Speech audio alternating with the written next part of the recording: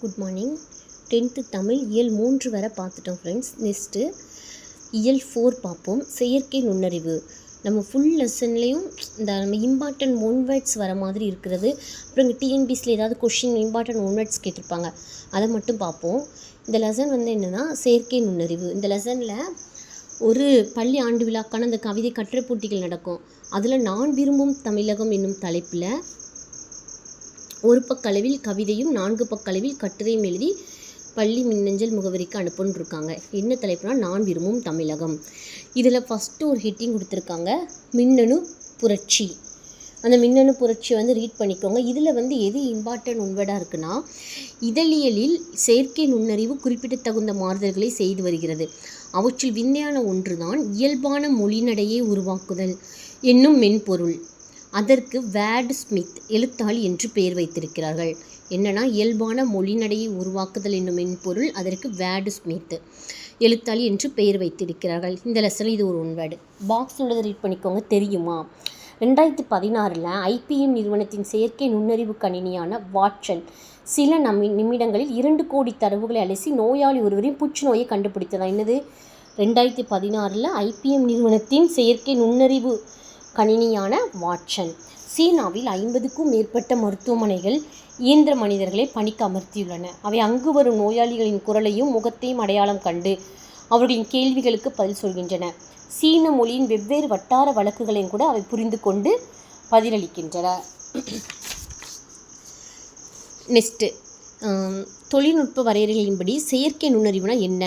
செயற்கை நுண்ணறிவு என்பது ஒரு மென்பொருள் அல்லது கணினி செயல் திட்ட வரைவு. செயற்கை நுண்ணறிவு என்பது என்னது? ஒரு மென்பொருள் அல்லது கணினி செயல் திட்ட வரைவுன்னு சொல்லலாம். இந்த கலரில் இருக்கலாம், அதே லைட்டாக ரீட் பண்ணிக்கோங்க. நெக்ஸ்ட்டு இந்த லெசனில் என்னது இம்பார்ட்டன்ட் ஒன் வேர்ட்ஸ்னால், வாடிக்கையாளர் சேவைன்னு ஒரு ஹெட்டிங் இருக்கா. இந்தியாவில் பெரிய வங்கியான பாரத ஸ்டேட் வங்கி இலா என்னும் உரையாடு மென்பொருளை உருவாக்கிறது. இது இம்பார்ட்டன்ட் கொஸ்டின். இது தமிழ் எலிஜிபிளில் கேட்க சான்ஸ் இருக்குது.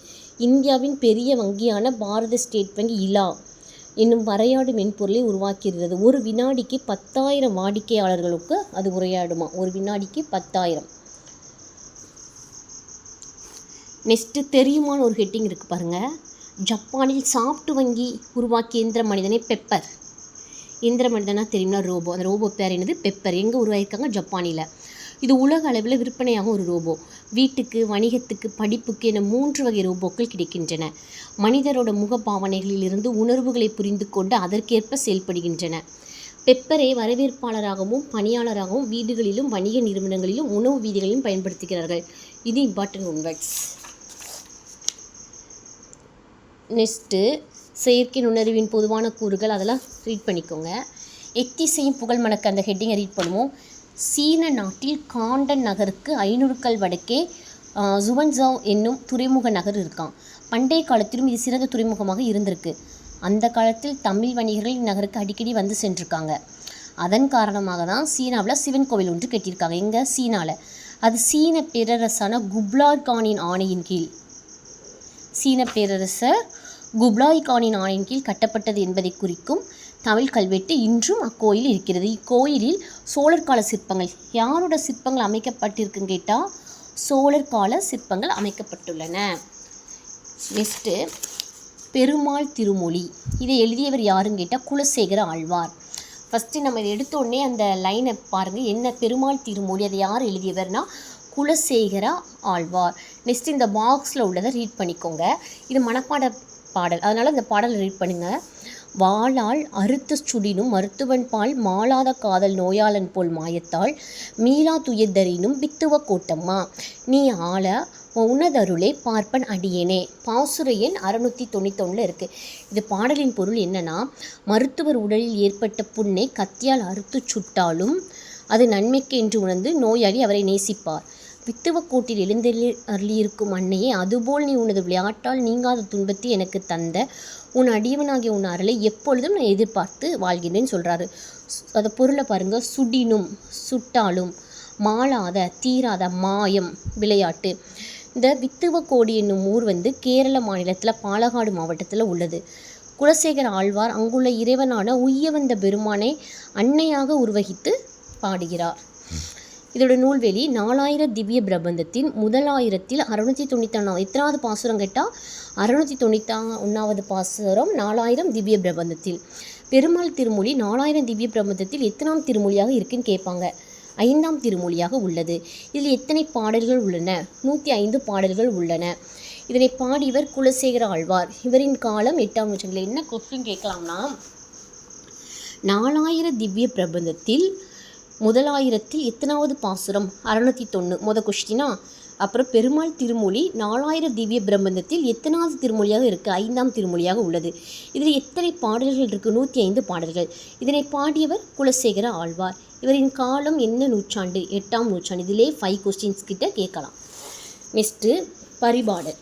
பரிபாடலை எழுதியவர் யாருன்னு கேட்டால் கீரந்தையார். அந்த பாக்ஸில் உள்ளதை ஃபஸ்ட்டு ரீட் பண்ணிக்கோங்க. அதுக்கப்புறம் இந்த பாடலை ரீட் பண்ணிக்கோங்க. நான் பாடலின் பொருளை மட்டும் ரீட் பண்ணுறேன். எதுவுமே இல்லாத பெருவெளியில் அண்டத்தோற்றத்துக்கு காரணமான கரு பேரொளியுடன் தோன்றியது. உருவம் இல்லாத காற்று முதலான பூதங்களின் அணுக்களுடன் வளர்கின்ற வானம் என்னும் முதல் பூதத்தின் ஒளி அது. அந்த அணுக்களின் ஆற்றல் கிளர்ந்து பருப்பொருட்கள் சிதறும்படியாக பல ஊழிக்காலங்கள் கடந்து சென்றன. பிறகு நெருப்பு பந்து போல புவி உருவாகி விளங்கிய ஊழிக்காலம் தொடர்ந்தது. பின்னர் பூமி குளிரும்படியாக தொடர்ந்து மழை பொழிந்த ஊழிக்காலம் கடந்தது. தொடர்ந்து பெய்த மழையால் பூமி வெள்ளத்திலும் மூழ்கிற்று. மீண்டும் மீண்டும் நீரை வெள்ளத்தால் நிறைந்த இப்பெரிய உலகத்தில் உயிர்கள் உருவாகி வாழ்வதற்கு ஏற்ற சூழல் தோன்றியது. அச்சூழலில் உயிர்கள் தோன்றி நிலை பெறும்படியான ஊழிக்காலம் வந்தது.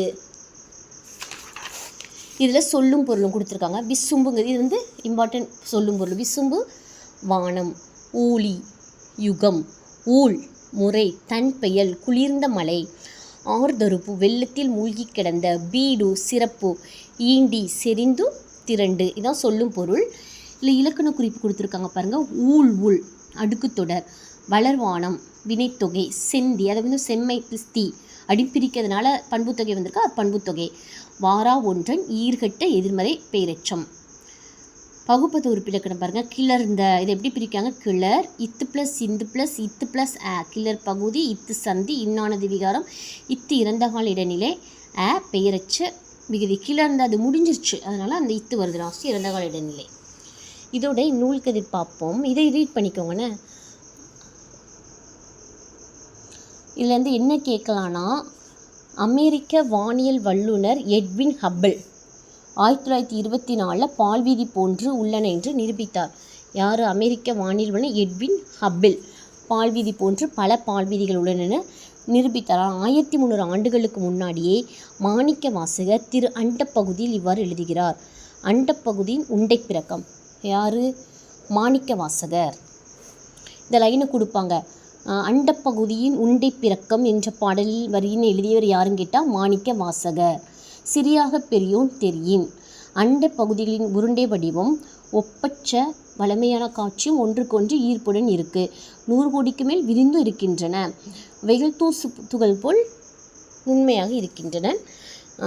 அதுக்கு முன்னே சொல்லியிருக்காங்க. அந்த அமெரிக்க வானிலை வல்லுனர் சொல்லதுக்கு முன்னாடியே நம்முடைய மாணிக்க வாசகர் சொல்லியிருக்காரு. இதோட நூல்வெளி.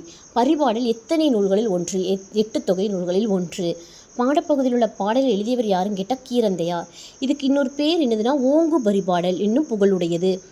இது சங்க நூல்களில் பண்ணோடு பாடப்பட்ட நூல். சங்க நூல்களில் பண்ணுனா என்னது? பண்ணுனா இசை. அதான் பண்ணோடோடு பாடப்பட்ட நூல். உரையாசிரியர்கள் இதில் 70 பாடல்கள் இருப்பதாக கூறிய. இத்தனை பாடல்கள்? 70 பாடல்கள். இன்று 24 பாடல் தான் நமக்கு கிடைத்துள்ளன. இதில் எப்படி கேட்கலான்னா, பரிபாடல் எந்த நூல்கள் ஒன்றாகும்? 8 தொகை நூல்கள் ஒன்றாகும். இது ஃபஸ்ட்டு கொஸ்டின். இப்பாடலை எழுதியவர் யார்? கீரந்தையார். செகண்டு. இதுக்கு இன்னொரு பெயர் உண்டு. அது என்ன பெயர்? ஓங்கு பரிபாடல். இது சங்க நூல்களில் எப்படி பாடப்பட்டிருக்கு? பண்ணோடு பாடப்பட்டிருக்கு. இதில் 70 பாடல்கள் இருப்பதாக கூறுதாங்க. ஆனால்